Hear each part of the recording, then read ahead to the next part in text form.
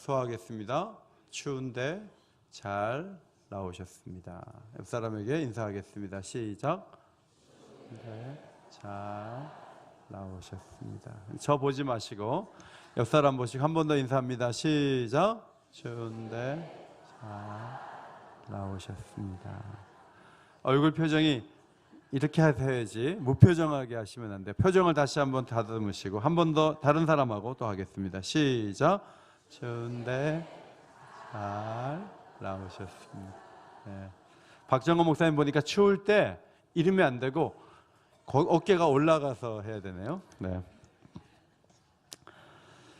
롱패딩, 채소가 폭등, 전력의 최고 사용량, 경제활동 위축, 고드름 제거를 위한 소방대원의 출동. 공통분모가 뭐죠? 겨울 한파입니다.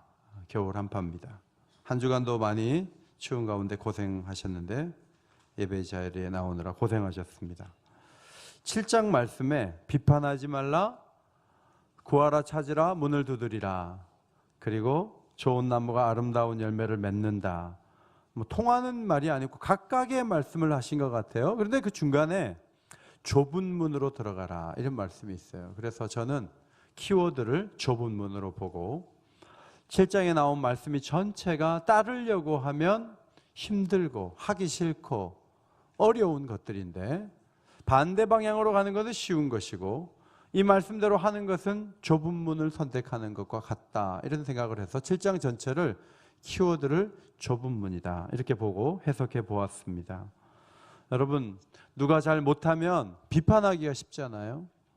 사람에게 찾기 쉽지 하나님께 구하는 것 여전히 어렵습니다. 열매를 맺기까지 긴 시간 달려가는 것보다는 단거리 선수로 뛰는 것이 훨씬 쉽습니다.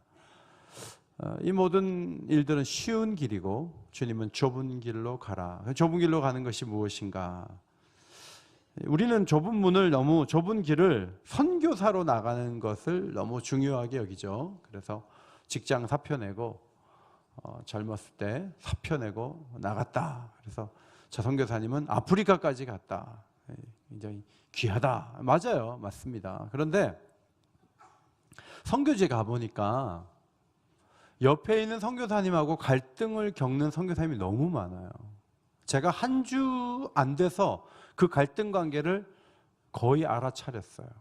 말하다 보면 나오거든요.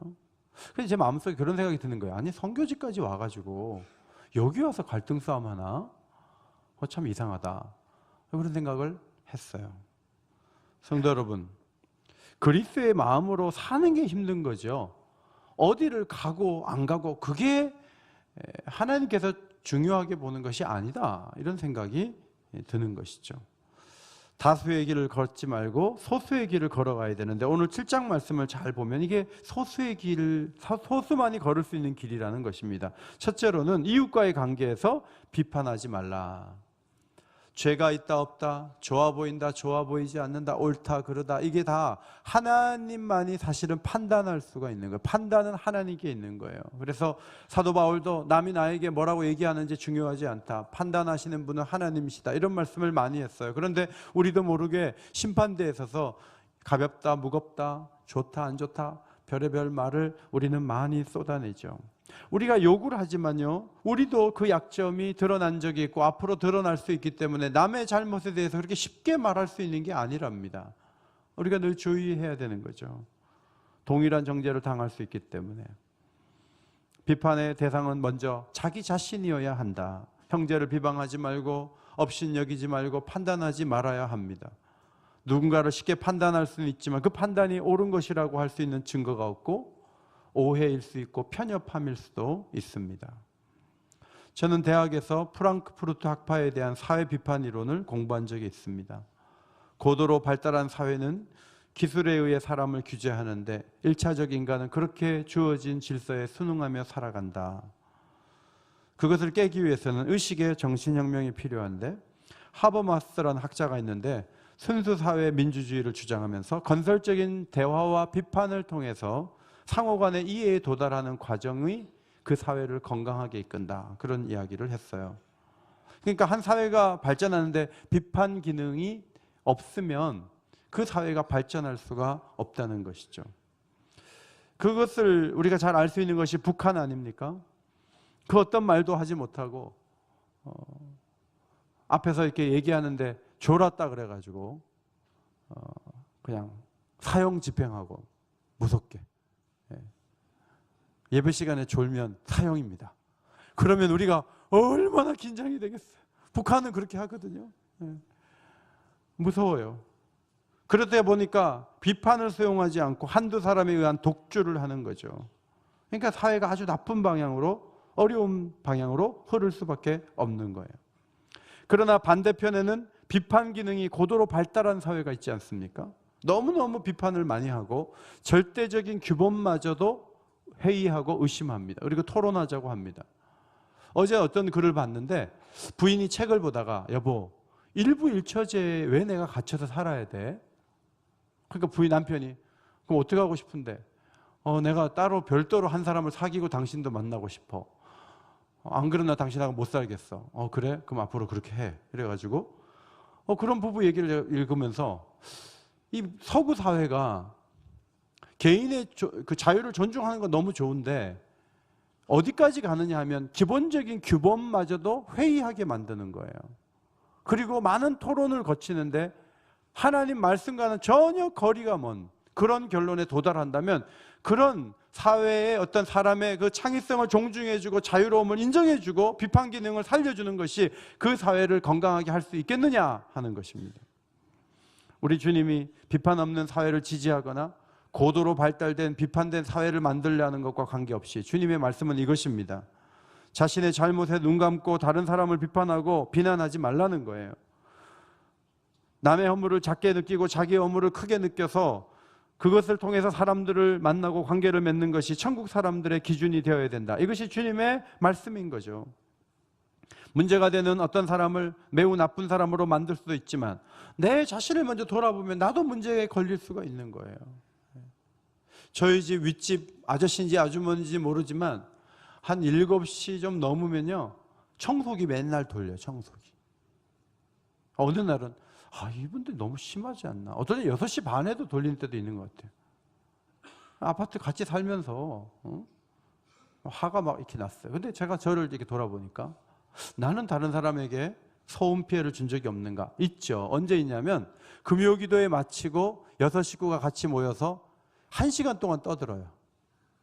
근데 우리 애들 음성이 또 이게 높아요. 그래 막 얘기했는데 1시쯤 자요. 그런데 아랫집이나 윗집에서 한 번도 왜 금요일만 되면 이렇게 시끄럽습니다. 시끄럽습니까? 이렇게 얘기한 적이 없어요. 그러니까 제가 청소기 문제 가지고 예민하려고 하다가 내가 떠든 거에 생각나니까 제가 할 말이 없다. 이렇게 되지만 많은 경우에는 청소기 소리 나는 것만 생각하고 떼어내서 내가 피해자다. 이렇게 나오는 것이죠. 성도 여러분, 주님은 남의 비판거리는 티에 불과하고 우리의 잘못은 들보라는 표현을 사용하시면서 함부로 다른 사람을 비판하는 것이 얼마나 하나님 앞에서 모순된 것인지를 지적해 주셨습니다. 5절 말씀을 앞에 보고 같이 읽겠습니다. 시작. 외식하는 자여 먼저 내 눈 속에서 들보를 빼어라. 그 후에야 밝히 보고 형제의 눈 속에서 티를 빼리라. 비판을 절대 하지 말라는 뜻은 아니죠. 먼저 자신의 문제를 돌아보고 자신의 문제를 해결하고 남을 도울 수 있어야 된다. 그 말씀을 하신 거예요. 성도 여러분, 여러분 가운데 남의 문제에 너무 민감하고 너무 깊이 관여하고 그렇게 살아가시는 분이 계십니까? 자기 고백을 잘하고 자기를 살피고 그런 사람들로 바뀌어지는 것이 중요하죠. 그것이 좁은 문이에요. 그렇게 하기가 어려워요. 왜 사회가 따뜻해지지 않고 가정이 분열이 많고 왜 교회가 더 풍성한 모습으로 서지 못하는가? 사실 이 부분에 문제가 있는 것입니다. 지난 주간에 테니스 호주 오픈에서 4강까지 올라간 우리나라 선수가 결승에 한 번만 오르면 결승에 올라가는데 경기 도중에 발에 물집이 너무 심해서 기권했습니다. 세계 2위 로저 페더러라는 선수가 관중들 앞에서 인터뷰를 했어요.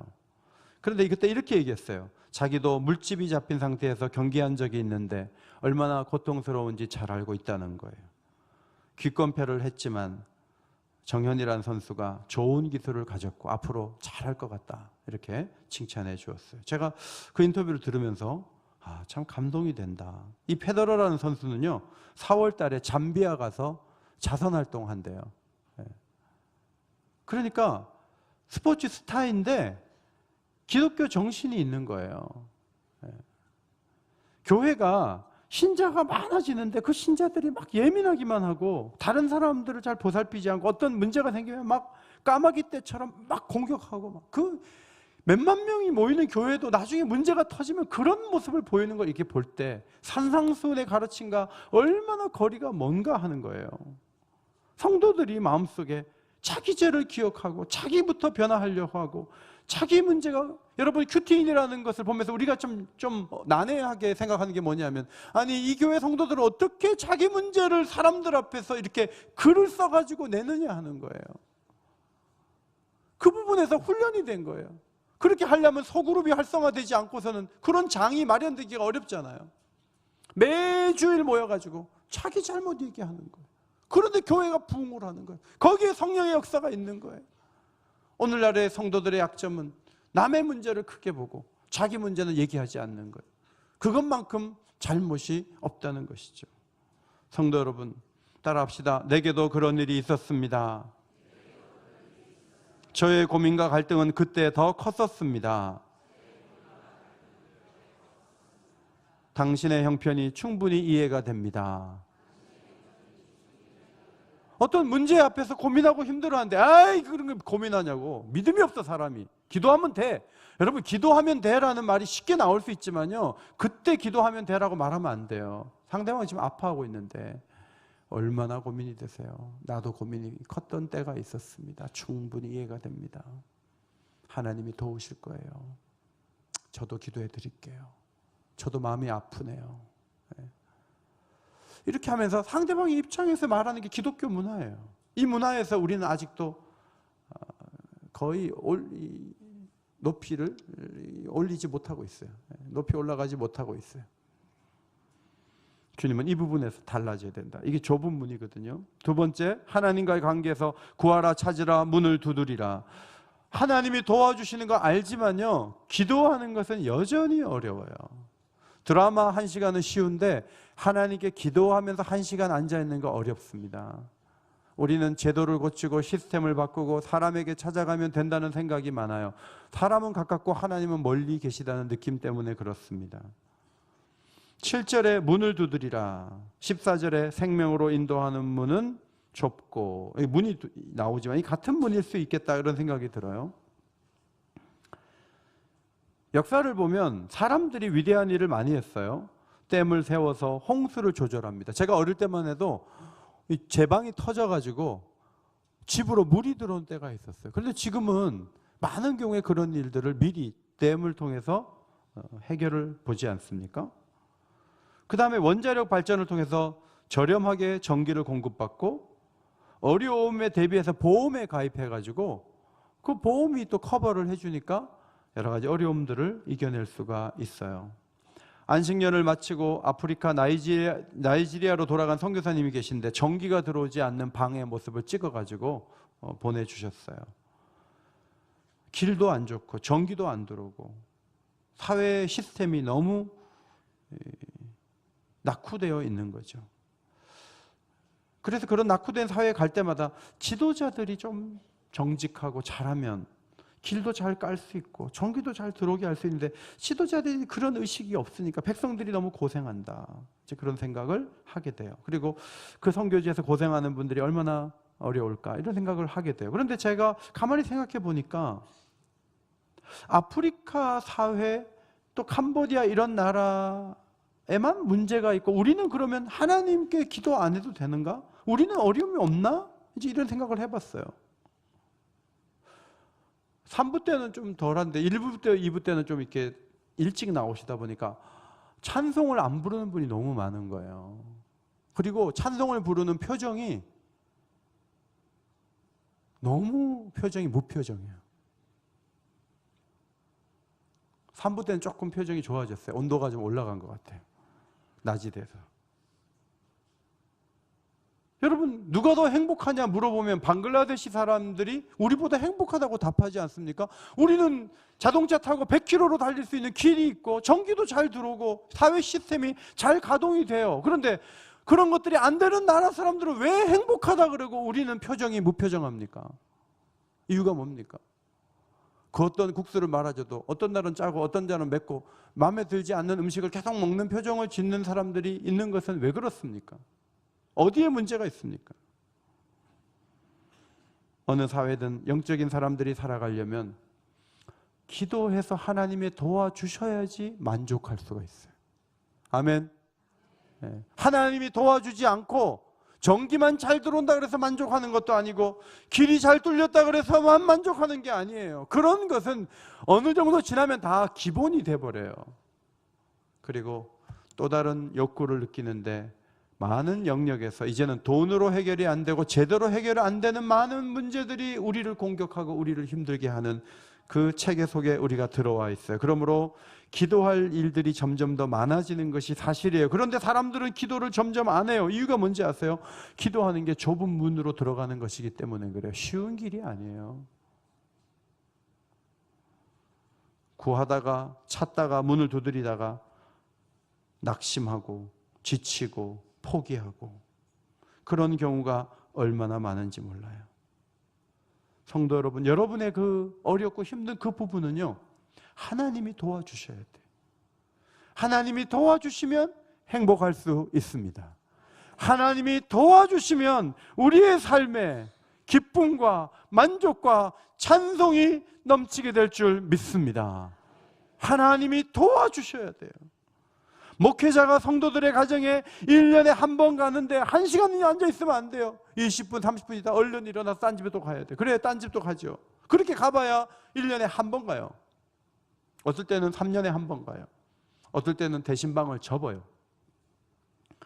그런데 하나님은 놀랍게도 오전에도 만나주시고 오후에도 만나주실 수가 있어요. 하나님은 매일 우리를 찾아오실 수 있습니다. 예수 이름으로 기도하는 현장에 하나님은 찾아오십니다.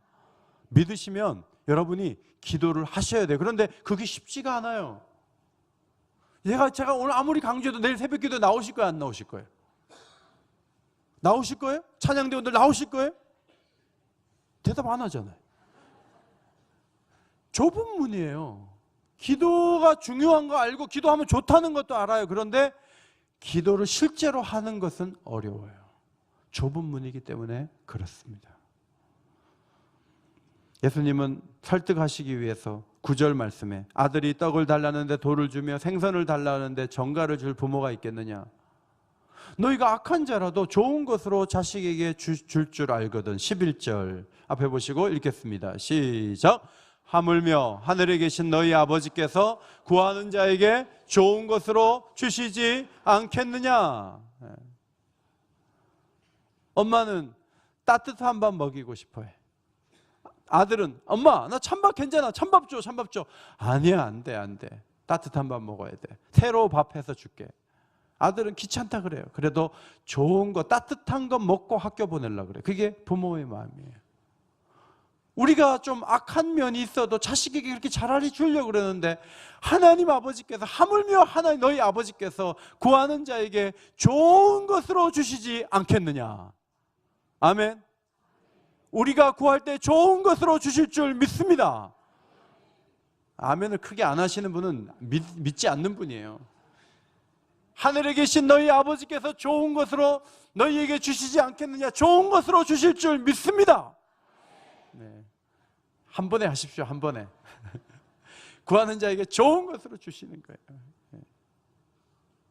한 번은 그냥 갔는데 어쩌다가 그냥 갔는데 양복을 팔더라고요. 그래가지고 보는데 팔면서 그래. 이게 좀 몇 년이 됐지만 정말 좋은 양복이래요. 그러면서 막 얘기하는데 제가 그러냐 그래. 얼마냐니까 이 100% 뭐고 너무 좋은 양복인데 10만 원이래요. 그래서 제가 그걸 샀거든요.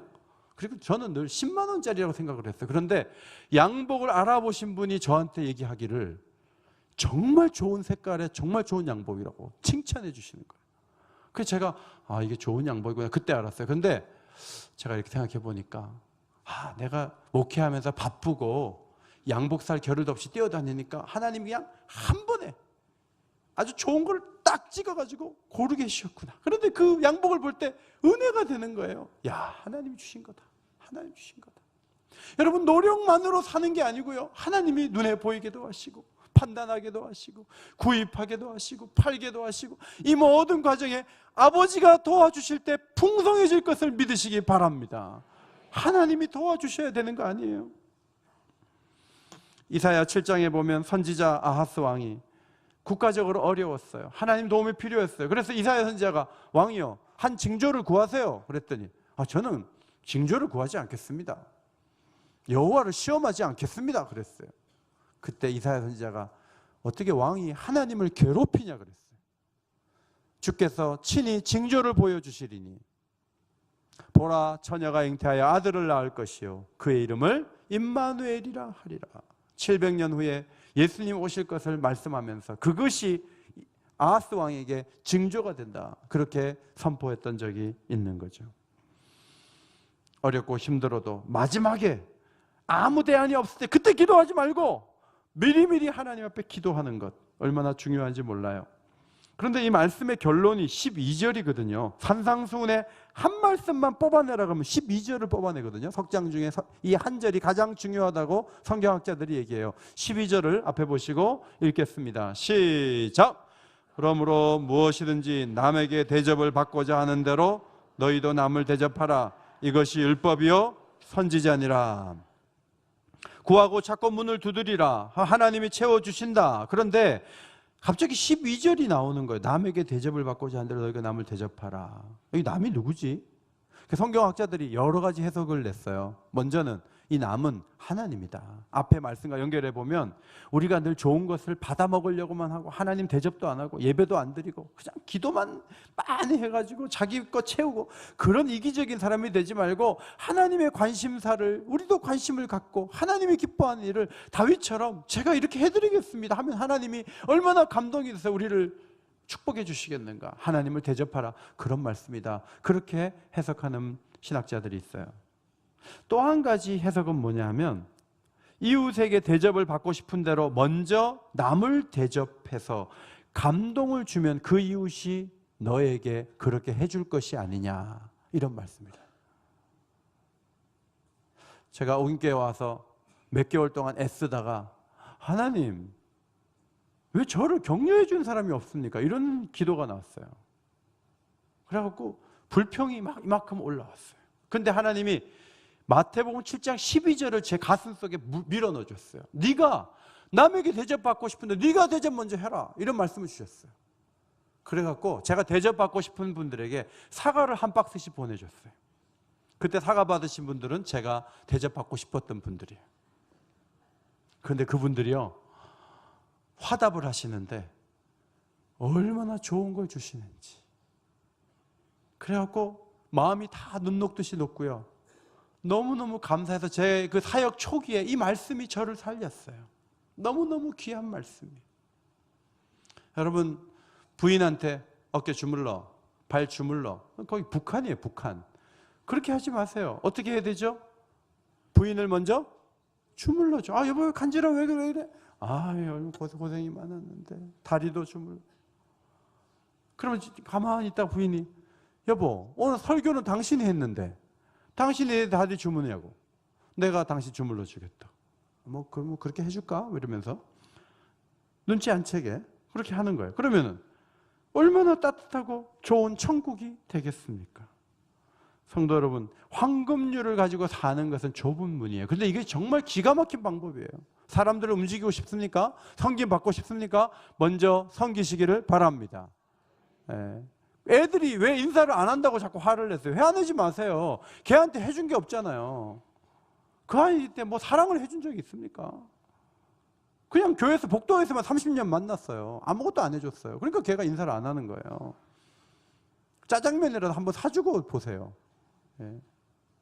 아이들을 막 떠드는데 목사님이 3만 원 주면서 짜장면 사 먹어라. 애들이 나가 짜장면 사 먹고 그 다음에 인사를 하는데 몇 도로 하죠? 90도로 하죠. 90도로. 근데 목사님이 인사받고 싶어서 그렇게 한 게 아니고 해보니까 베풀면 오게 되고, 이게 하나님의 원리다 하는 거죠. 우리는 땅에 살지만 천국의 원리가 이 땅을 지배하게 되기를 간절히 소원합니다. 행복과 신뢰가 흐르는 세상을 만들 수 있다는 거예요. 세 번째, 15절부터 27절인데 첫 말씀은 거짓 선지자를 분별하는 방법.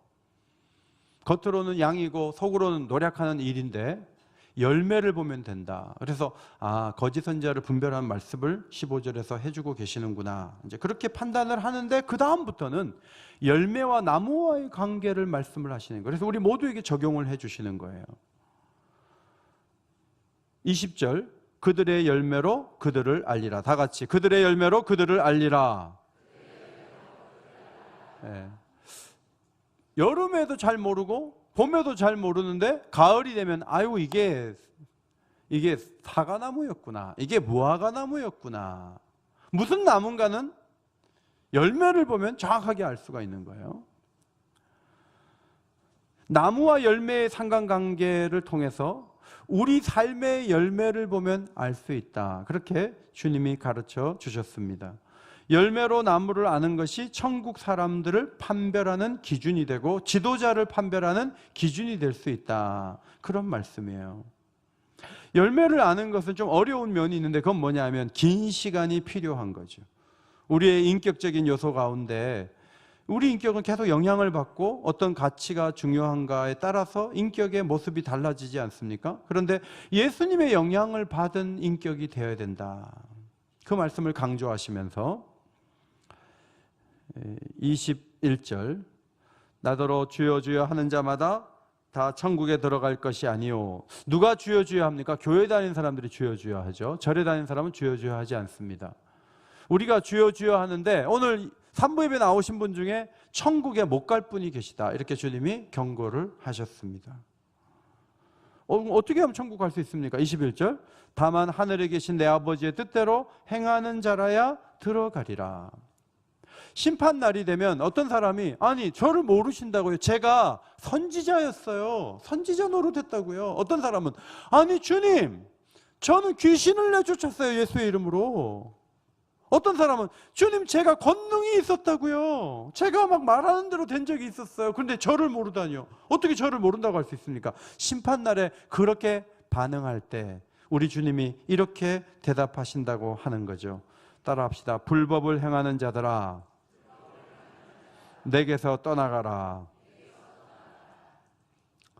열매를 맺는 사람과 맺지 않는 사람은 어떻게 차이가 나냐면 하나님의 뜻대로 행하고 하나님 법을 지키는 사람이 천국에 갈 수 있다는 거예요. 저 예수 믿는데요, 그런데 행동이 믿지 않는 행동을 하면 지옥 간다는 거예요. 여러분, 한국 교회는요 너무나 많이 믿음만 강조했어요. 믿으면 된다 그랬어요. 너무 쉬웠어요. 그래서 행함이 없는 사람들을 많이 만들었어요. 다르게 말하면 교회를 열심히 다니고 천국 못 갈 사람들도 많이 세웠다는 얘기예요. 예수님은 이 부분에서 산상수훈의 결론을 말씀하세요. 결론은 행하라는 거예요. 산상수훈의 결론은 행하라는 거예요. 믿음은 행함을 포함하고 행함을 이끄는 것이어야 한다 하는 것이죠. 저는 군에서 집단으로 세례 주는 것에 대한 거부감 반응이 있어요. 거부감이 있어요. 막 한 번에 200명, 300명 해가지고 어느 군복님이 어디 계실 때 몇백 명 해서 총 해서 12,000명에게 세례를 줬다 뭐 이렇게 얘기를 하는데 저는 좀 회의적이에요. 왜냐하면 그 사람이 믿는지 안 믿는지는 좀 두고 봐야 돼요. 교회에 와도요 급하게 집사님 직분 빨리 안 줘요. 두고 보는 거예요. 믿는 사람은 행함이 조금씩 달라져요. 하나님에 대한 사랑이 있어요. 교회에 대한 애착이 있어요. 헌신해요. 그런데 속으로 안 믿는 분들은요 무늬만 신자예요. 무늬만. 그리고 헌신하는 데서는 뒤로 빠져요. 그래서 세례를 줄 때 학습 제도를 만드는 거예요. 학습은 성경에도 없는데 왜 만들었습니까? 시간을 두고 보자, 그런 말이죠. 시간이 흐르면서 행동이 따라오는 게 중요한 거예요. 그래서 이 말씀을 보면서 야, 교회 다녀도 구원을 못 받을 수가 있고 선지자, 목사가 돼서 열심히 교회 섬기다가도 지옥 갈 수 있으면 진짜 큰일이다, 이제 이런 생각을 하게 되는데, 하나님 말씀대로 사는 가치가 천국 가냐 지옥 가냐 거기에만 달려 있는 게 아니고 우리 자신을 위한 것이라고 주님이 설명해 주신 말씀이 24절부터예요. 24절, 25절 성경 보시고, 산상수훈의 결론입니다. 같이 읽겠습니다. 시작. 그러므로 누구든지 나의 이 말을 듣고 행하는 자는 그 집을 반석 위에 지은 지혜로운 사람 같으리니 비가 내리고 창수가 나고 바람이 불어 그 집에 부딪히되 무너지지 아니하나니 이는 주추를 반석 위에 놓은 까닭이요. 집을 반석 위에 세웠다. 집을 반석 위에 세웠다. 하나님 말씀을 잘 지키는 사람은요, 지혜로운 사람이에요. 그래서 언제 그 진가가 드러나냐 하면, 비가 내리고 창수가 나고 바람이 불어 그 집에 부딪힐 때, 그 집이 무너지지 않을 때 그 사람의 진가가 드러난다는 것이죠. 여러분, 하나님 말씀을 듣고 행하는 자에게는 어려움이 적게 옵니까? 그렇지 않습니다. 25절 보면 비가 내리고 창수가 나고 바람이 불어 그 집에 부딪히되 그랬잖아요. 27절을 보세요. 27절. 이 사람은 모래 위에 집을 지은 사람이고 말씀을 듣고 행하지 않은 사람인데, 27절을 보면 비가 내리고 창수가 나고 바람이 불어 그 집에 부딪히매. 여러분, 똑같지 않어요? 똑같잖아요. 우리 예수 믿으면 고난이 적을 줄 알아요. 예수 믿으니까 나는 안 아플 수 있다. 예수 믿으니까 나는 무조건 잘 돼야 된다. 아니, 그렇지 않아요. 어려움이 다 같이 와요. 그런데 어디서 갈라지느냐 하면, 이 말을 듣고 하나님 말씀대로 잘 지키며 산 자는 위기가 왔을 때 견디는 힘이 있어요. 이겨내는 힘이 있어요. 고난을 유익으로 만드는 능력이 있어요. 그것이 선물이에요. 산상수훈의 결론은 여기에 있는 거예요.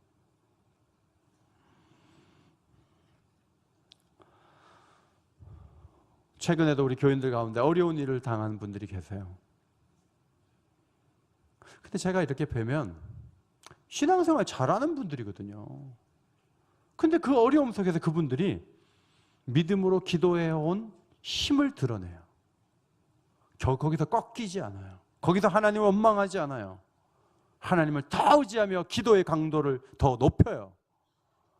그러니까 믿음 준비를 잘 하신 거예요. 그런데 믿음 준비가 안 되면 조그만 어려움이 와도, 어떨 때는 버스가 늦게 왔다고 시험 들어요. 그렇게 약해가지고 어떻게 하나님의 일을 하겠어요? 여러분, 견고한 믿음의 사람들이 되시기를 바랍니다. 어떤 일이 있어도 하나님을 붙들고 하나님을 의지하고 하나님을 따라가는 것. 좁은 문이 무엇입니까? 형제의 허물을 보면서 내 허물을 생각하고 형제를 함부로 비판하지 않는 거예요. 좁은 문이 무엇입니까? 아무리 바쁘고 힘들어도 기도 시간을 놓치지 않고 하나님 앞에 구하고 찾고 문을 두드리는 거예요. 좁은 문이 뭡니까? 긴 시간 속에서 일관된 원칙을 가지고 하나님을 섬기는 거예요. 이랬다 저랬다 하지 않는 거예요. 하나님 뜻 가운데 걸어가는 거예요. 오늘도 좁은 문으로 들어가심으로 긴 싸움 속에서 승리하시기를 주의 이름으로 축원합니다.